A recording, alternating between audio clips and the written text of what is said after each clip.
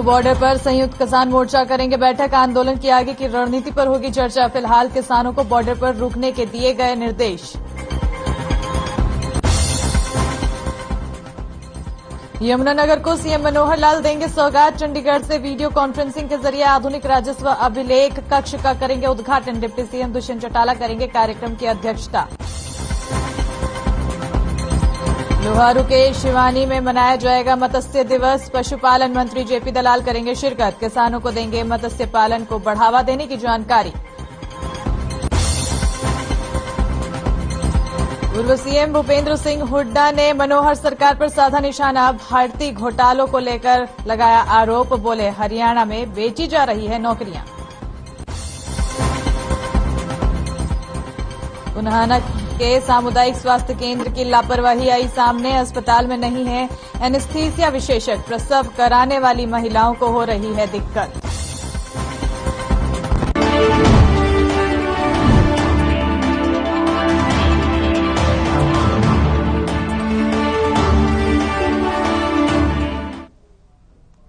नमस्कार, बहुत स्वागत है आप सभी का हर खबर हरियाणा में। मैं आपके साथ अस्मिता दुबे और वक्त हो चला है बड़ी खबरों का। बड़ी खबरों की शुरुआत इस वक्त की बड़ी खबर के साथ करेंगे, जहां सिंघू बॉर्डर पर संयुक्त किसान मोर्चा की बैठक होने वाली है और आंदोलन की आगे की रणनीति पर चर्चा होगी। वहीं सभी किसानों को अभी निर्देश दिए गए हैं कि फिलहाल बॉर्डर पर रुके रहने के किसानों को निर्देश दिए गए हैं। बड़ी जानकारी आपको दे रहे हैं सिंघू बॉर्डर से, जहां पर संयुक्त किसान मोर्चा की बैठक होनी है।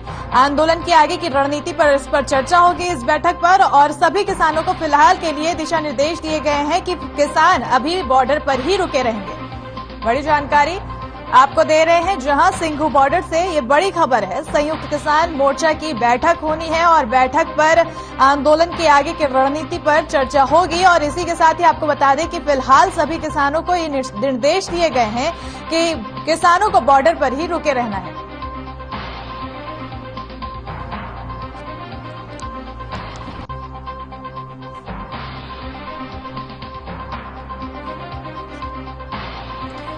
और आपको बता दें कि किसान 26 नवंबर को किसान विजय दिवस के रूप में मना सकते हैं।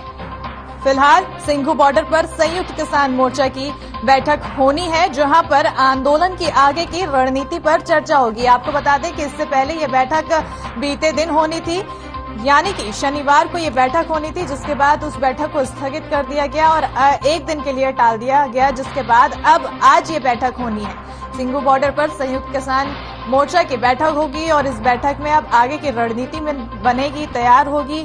जिस तरह से आपको बता दें कि प्रधानमंत्री नरेंद्र मोदी ने बड़ा ऐलान किया है कि तीनों कृषि कानून को वापस लिया जाएगा और उसके बाद अब किसान संयुक्त किसान मोर्चा में इस विषय पर चर्चा की जाएगी कि आखिर इस आंदोलन को कब तक आगे बढ़ाना है और कौन कौन से मुद्दे को मुख्य तौर पर उठाना है किसानों द्वारा।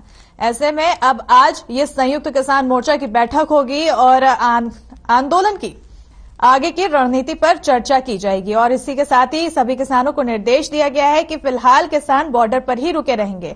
और आपको बता दें कि 26 नवंबर को किसान विजय दिवस मना सकते हैं।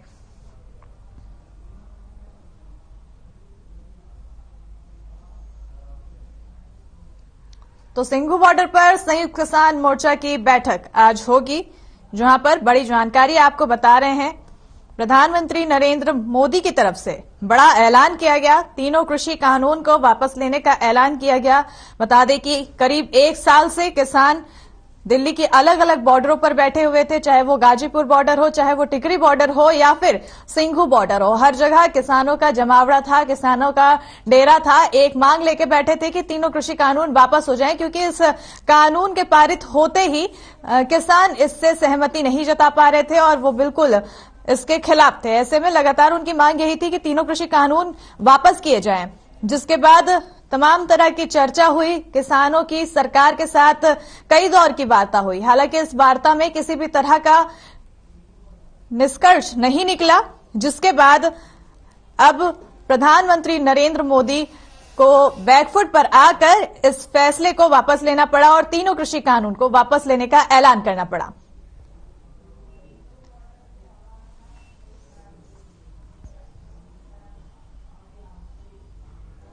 और इसी खबर पर हमारे साथ सिंघू बॉर्डर से मोहित जुड़ चुके हैं। मोहित, जिस तरह से संयुक्त किसान मोर्चा की बैठक होनी है, कल होनी थी ये बैठक जिसको स्थगित करके आज कर दी गई है, आखिर कब होगी बैठक, क्या कुछ तैयारियां कर ली गई है फिलहाल?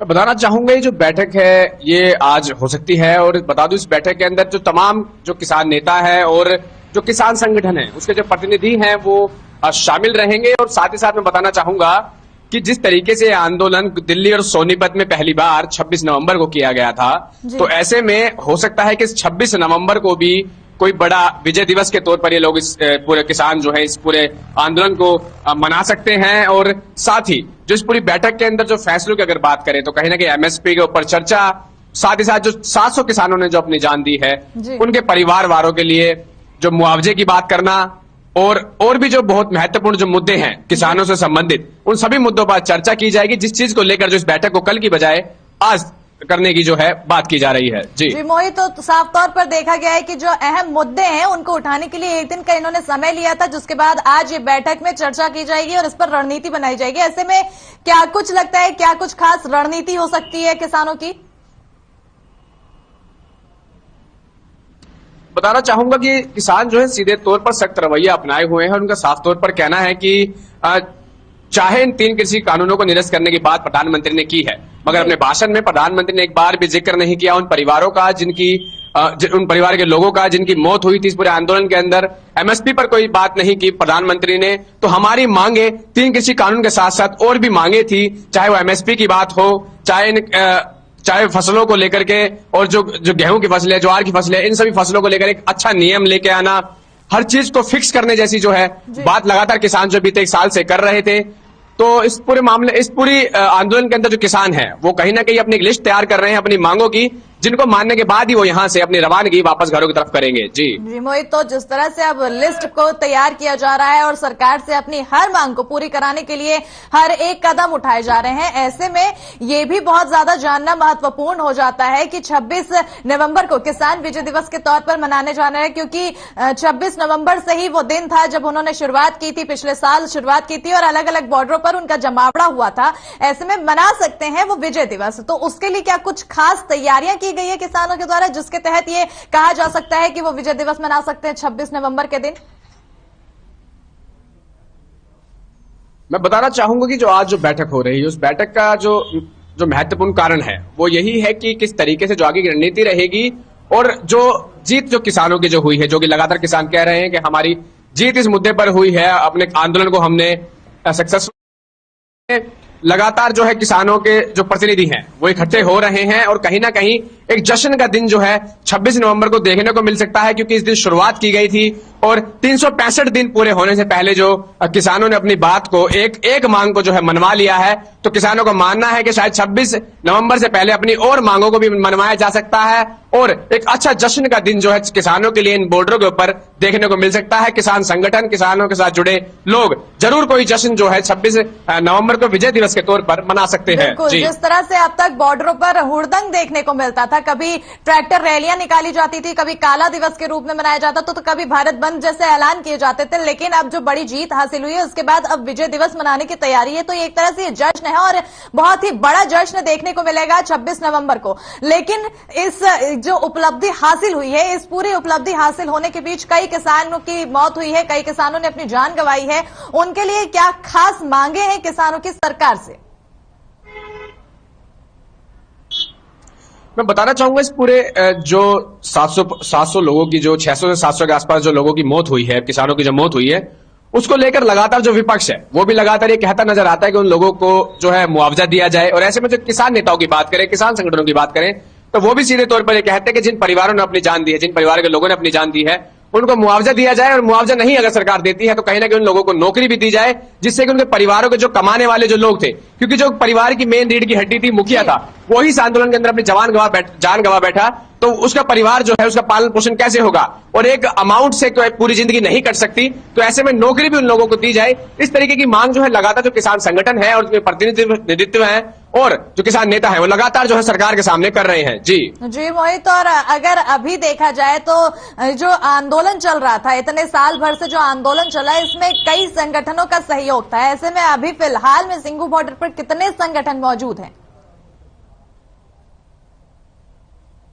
मैं आपको बताना चाहूंगा, संयुक्त किसान मोर्चा के साथ साथ जो भी किसान मोर्चा आसपास के इलाके के हैं और जो अलग अलग राज्यों से, चाहे हम राजस्थान की बात करें, हरियाणा की बात करें, पंजाब की बात करें, अनेकों नाम के जो किसान मोर्चा जो बने हैं, चाहे सिख किसान मोर्चा हो, संयुक्त किसान मोर्चा हो, तो इस तरीके से जो किसान मोर्चा सभी वहां पहुंचे हैं। और बता दूं, इस पूरे सभी मोर्चे को आज जो पहुंच रहे हैं उसमें एक मांग और ये भी है कि जिन लोगों की बीते एक साल के अंदर जो गिरफ्तारियां हुई हैं, उन सभी मुकदमों को जो है सरकार वापस ले, क्योंकि जो लोग इस वक्त उन गिरफ्तारियों की वजह से जो जेलों में जो ठूस दिए गए थे, उन किसानों को भी जो है रिहा कराया जाए, उन मुकदमों को वापस किया जाए। जो जमानत पे चल रहे हैं उनके मुकदमों को सरकार जल्द से जल्द खत्म कराए, जिससे कि वो भी इस जश्न के अंदर एक आजादी की सांस ले सके। जी मोहित, और जिस तरह से अगर हम बात करें शुक्रवार वो दिन था जब प्रधानमंत्री नरेंद्र मोदी ने बड़ी घोषणा कर दी थी, जिसकी उम्मीद किसी ने भी नहीं की गई थी, और अचानक से गुरु पर्व के दिन, प्रकाश पर्व के दिन ये तोहफा किसानों को दिया गया था, जिसके बाद उस दिन का हाल ये था कि कोई भी किसान ये विश्वास नहीं कर पा रहा था कि प्रधानमंत्री नरेंद्र मोदी ने इतनी बड़ी घोषणा की कि उनकी मांगे मान ली है,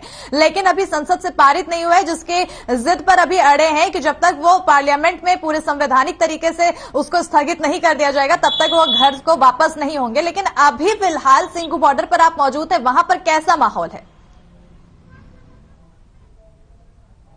मैं आपको बताना चाहूंगा, सिंघू बॉर्डर पर जो सिख लोग हैं, जो किसान लोग हैं, जो हरियाणा के जो लोग हैं, राजस्थान के जो लोग हैं, जितने भी लोग यहाँ जमा हुए हैं, सभी अभी जो इंतजार कर रहे हैं अपने प्रतिनिधियों का, क्योंकि सभी किसान मोर्चाओं के जो प्रतिनिधि हैं वो यहाँ पहुंच रहे हैं। किसान नेता जैसे यहाँ पहुंचेंगे, बैठकर इनकी आपस में बातचीत होगी, एक बैठक होगी। उसके बाद जो सभी जो किसान मोर्चा है, चाहे जिसके भी परिवार के लोगों पर मुकदमे दर्ज हुए, जिसके परिवार के लोगों की मौत हुई है, वो सभी अपने लोगों की जो है डिटेल जो है वो जमा कराएंगे आपस में, पूरे एक संगठन को, जो कि यहाँ आंदोलन में पूरे एक संगठन जो काम कर रहा है, और ऐसे में बैठ करके जो पूरी संख्या गिनती जो है लोगों की जाएगी कि कितने लोगों की जो है जान गई है, कितने लोगों का नुकसान हुआ है, किस तरीके सभी मांगों को इकट्ठा किया जाएगा। उस पेपर के ऊपर सभी के साइन कराकर, सभी की सहमति देकर जो उस पेपर के ऊपर तैयारी की जा रही है और उसको जमा कराया जाएगा सरकार को। इसकी एक कॉपी सरकार को दी जाएगी, जिला प्रशासन को दी जाएगी, जिससे कि उस पर उचित जो है कार्रवाई हो सके। इसी सभी चीजों पर जो है लगातार चर्चा अभी बॉर्डर पर चल रही है, की जा रही है बॉर्डरों पर। और अगर ध्यान दिया जाए आंदोलन के समय में, तो एक दौर ऐसा आया था जब किसानों को खालिस्तानी तक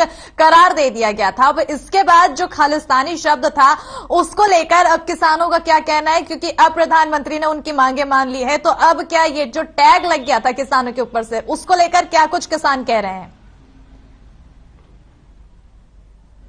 मैं आपको बताना चाहूंगा, किसान नेता राकेश टिकैत और गुरनाम सिंह चढ़ूनी दोनों ने इस बात को उस समय भी साफ किया था और अभी भी उनकी तरफ से लगातार ये बयान आ रहे हैं कि जो खालिस्तानी बात जो लगातार लगाई गई थी, ये कहीं ना कहीं किसी शरारती तत्व के द्वारा की गई थी और इसके अंदर किसानों का कोई हाथ नहीं था। किसी सरकार ने, किसी विपक्ष ने इन लोगों को भेजा था किसानों के आंदोलन को बर्बाद करने के लिए, बदनाम करने के लिए, मगर ईमानदारी की जीत हुई और जिसका रिजल्ट जो है, जिसका जो पूरा जो रिजल्ट है वो सामने है कि अगर ईमानदारी से हमने अपना आंदोलन किया तो कहीं ना कहीं आज हमारी जीत हुई है। और आंदोलन जो देश के हित में होंगे, किसान जब भी जिस आंदोलन को करेगा वो कहीं ना कहीं ईमानदारी से करेगा और उसकी हमेशा जीत होगी। जी, और अगर संयुक्त किसान मोर्चा की ये बैठक की बात करें तो बीते दिन इसको 1 बजे से बैठक होनी थी और अब इस बैठक को लेकर सारी चर्चा की गई है, रणनीति बना ली गई है। जैसा कि आपने कहा कि लिस्ट तैयार की गई है कि क्या क्या मांगे रखी जाएगी, क्या क्या मुद्दे उठाए जाएंगे। ऐसे में कितने बजे से ये बैठक शुरू होगी, इसको लेकर क्या कुछ खास तैयारी हो चुकी है और अब तक? मैं आपको बताना चाहूंगा, अगर इस बैठक को आज पूरे तरीके से किया जाता है और सभी जो किसान नेता है वो समय से पहुंच जाते हैं और जो तमाम जो संगठन के जो लोग हैं, तमाम जो किसान संगठन के लोग हैं वो सभी लोग पहुंच जाते हैं और सहमति सबकी हो जाती है, तो तकरीबन 3 से 4 बजे के बीच ये बैठक हो सकती है। और इस बैठक को जो है जो लंबा खींचा जा सकता है, क्योंकि कहीं ना कहीं जो बहुत से मुद्दे हैं, बहुत से लोग हैं, बहुत से लोगों का दर्द है, बहुत से परिवार हैं, तो कहीं ना कहीं किसी की भी जो भावनाएं हैं वो आहत ना हो, जिसके चलते हर आदमी की बात को सुनना जरूरी है, हर आदमी की, हर किसान की सहमति को समझना जरूरी है। तो ऐसे में जो बैठक है जब भी शुरू होगी तो ये लंबी चलेगी। लंबी बैठक के बाद जो है इसके जो निर्णय है, हो सकता है कि देर रात 9 बजे 10 बजे के आसपास आ सके। जी, और इस बैठक में किन किन मुख्य तौर पर जो खास चेहरे हैं, क्योंकि इस पूरे आंदोलन के बीच जो राकेश टिकैत का चेहरा था वो बहुत ही ज्यादा महत्वपूर्ण माना जा रहा था। उनके एक आंसू के बाद से जिस तरह से जत्था इकट्ठा हो गया था, गाजीपुर बॉर्डर हो चाहे सिंघू बॉर्डर हो, हर जगह उनके इस आंसू के बाद से ही इस जो आंदोलन का था, पूरा आंदोलन का रुख चेंज हो गया था, रुख बदल गया था। ऐसे में अब राकेश टिकैत इस संयुक्त किसान मोर्चा की बैठक में शामिल होंगे या फिर और कौन कौन इस बैठक में शामिल होने वाला है?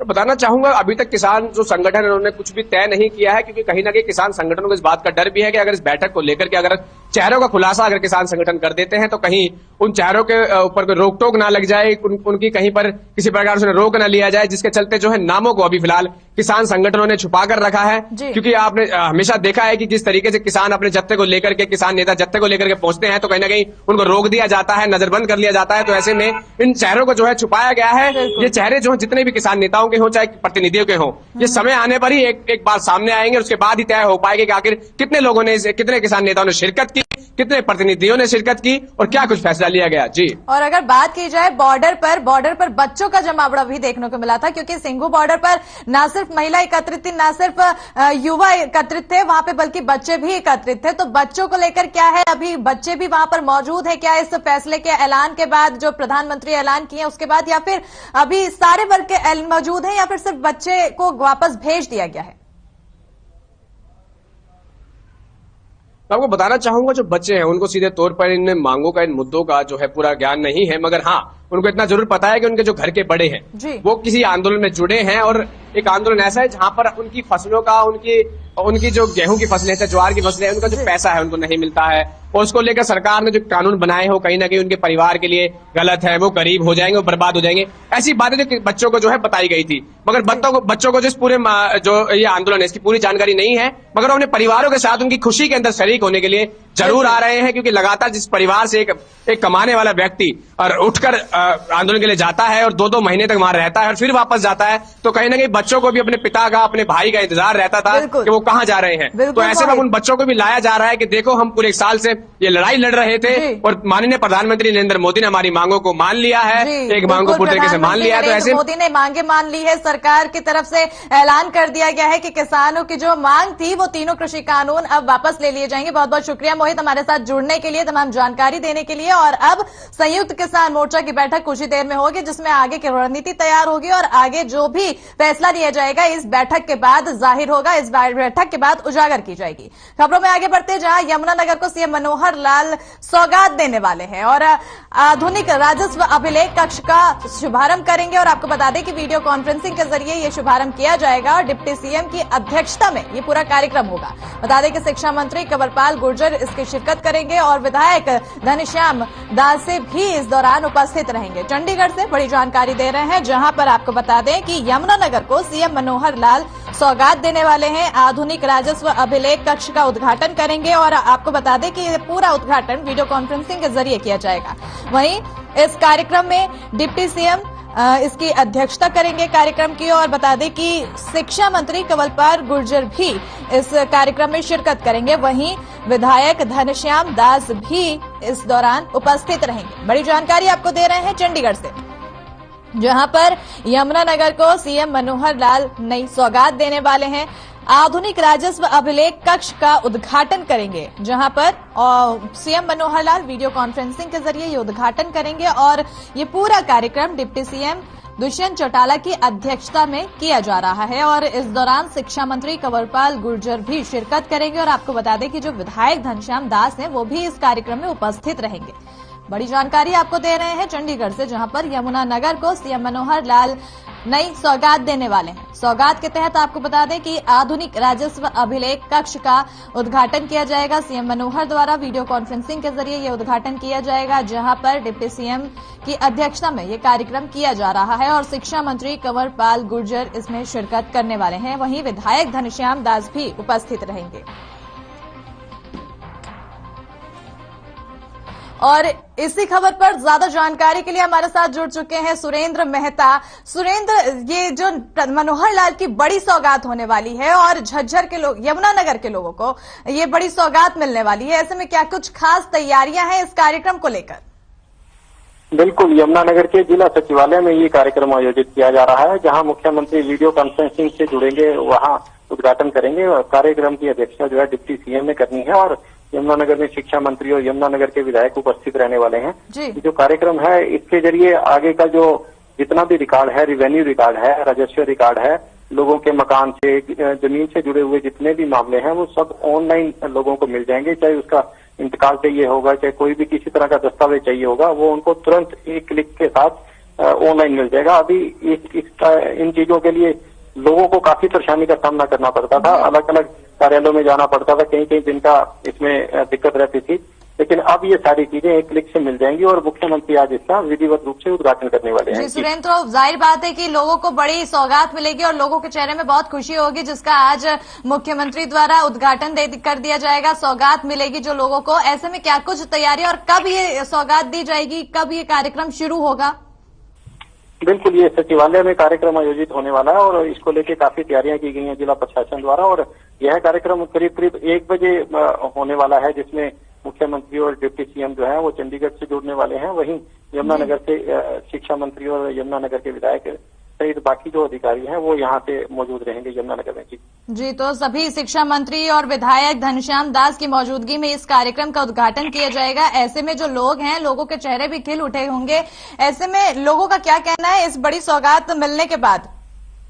बिल्कुल, लोगों का यही कहना है कि ये जो कार्यक्रम हो रहा है ये लोगों के लिए हो रहा है, आम लोगों के लिए हो रहा है, क्योंकि इसमें आम लोगों से जुड़ी जो चीजें हैं वो स्पष्ट हो जाएंगी और वो उनको जल्द से जल्द उनका लाभ मिलेगा, चाहे वो रिवेन्यू रिकॉर्ड है, चाहे वो इंतकाल है, चाहे वो कोई भी जानकारी के लिए बहुत बहुत शुक्रिया सुरेंद्र जी। तो बहुत ही बड़ा सौगात मिलने वाली है यमुनानगर वासियों को, जहां पर सीएम मनोहर लाल द्वारा उद्घाटन किया जाएगा और आपको बता दें कि आधुनिक राजस्व अभिलेख कक्ष का उद्घाटन किया जाएगा। ये सौगात मिलेगी जिसके तहत ऑनलाइन तरीके से जनता वहां की हर एक काम के लिए अपनी डाल सकेगी, नाम अभिलेख कर सकेगी। ऐसे में अब ये लोगों के लिए, यमुनानगर के वासियों के लिए बहुत ही अच्छी खबर है।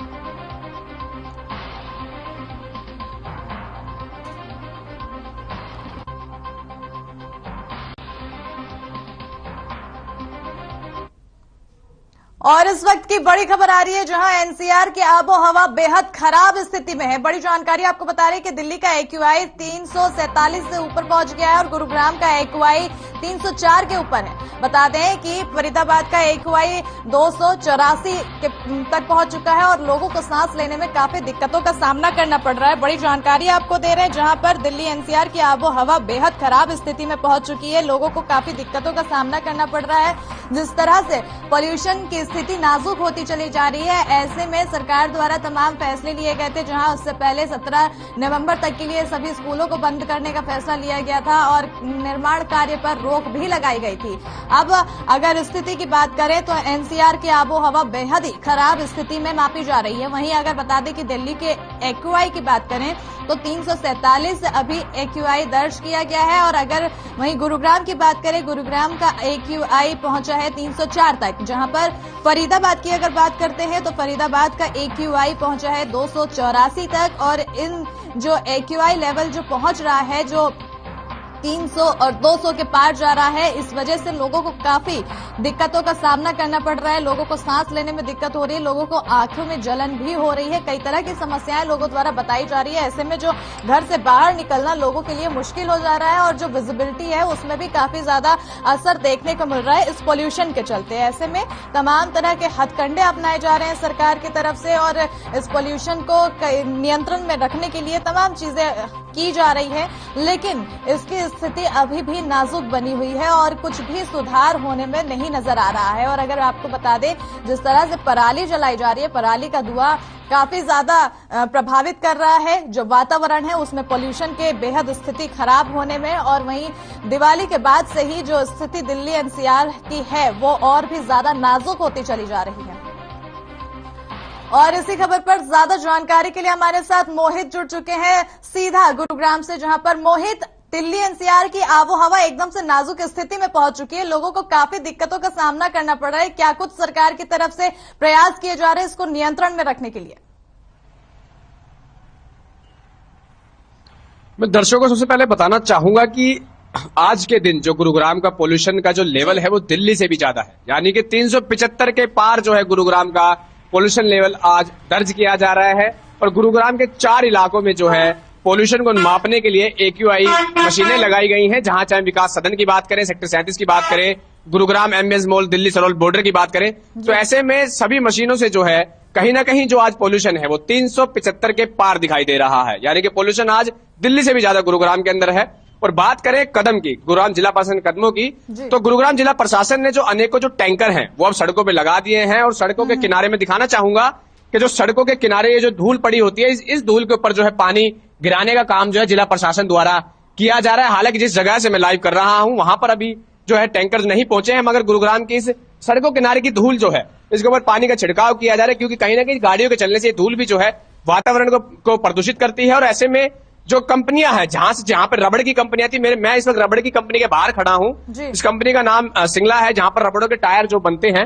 मैं बता दूं कि इन सभी कंपनियों का जो प्रोडक्शन है उसको जो है गुरुग्राम जिला प्रशासन द्वारा जो है रुकवा दिया गया है, क्योंकि इन कंपनियों के अंदर लगातार जो है रबड़ का काम होता है, कहीं ना कहीं जो काला धुआं है इन कंपनियों से निकलता है। तो ऐसे में जो जिला प्रशासन ने अत्यधिक जो प्रदूषण करने वाली जो कंपनियां हैं, चाहे हम सेक्टर 37 की कंपनियों की बात करें, खानसा रोड की बात करें, मानेसर इंडस्ट्रियल हब की बात करें, उन सभी कंपनियों को सख्त आदेश दिए हैं कि जब तक प्रदूषण का लेवल सही नहीं होता है, प्रदूषण कम नहीं होता है, तब तक आप अपनी कंपनियों के अंदर किसी प्रकार का ऐसा प्रोडक्शन नहीं करेंगे जिससे कि जहरीला धुआं प्रदूषण जो पर्यावरण है उसके अंदर मिले। तो इस जहरीले धुएं को लेकर सुप्रीम कोर्ट तक आवाज चढ़ी थी, जहां सरकार और सुप्रीम कोर्ट और प्रशासन हर कोई अलग अलग हथकंडे अपना रहा था। ऐसे में जिस तरह से आप बता रहे कि फैक्ट्री के कार्य पर अभी रोक लगा हुआ है, इसी के साथ निर्माण कार्य पर भी रोक लगा है, आखिर कब तक यह रोक लगी हुई है?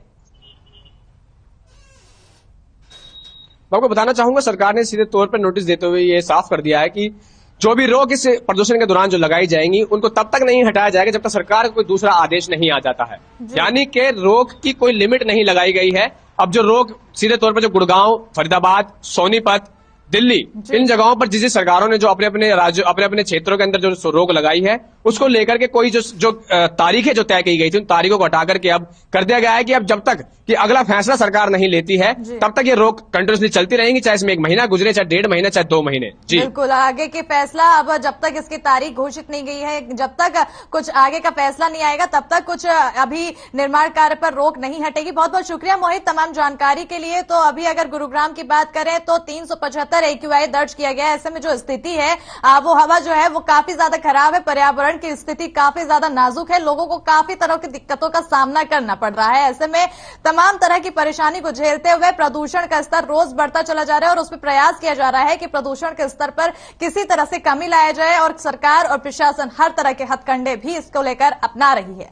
इसी के साथ फिलहाल बड़ी खबरों में इतना ही। मेरे साथ और देखते रहिए हर खबर हरियाणा। नमस्कार।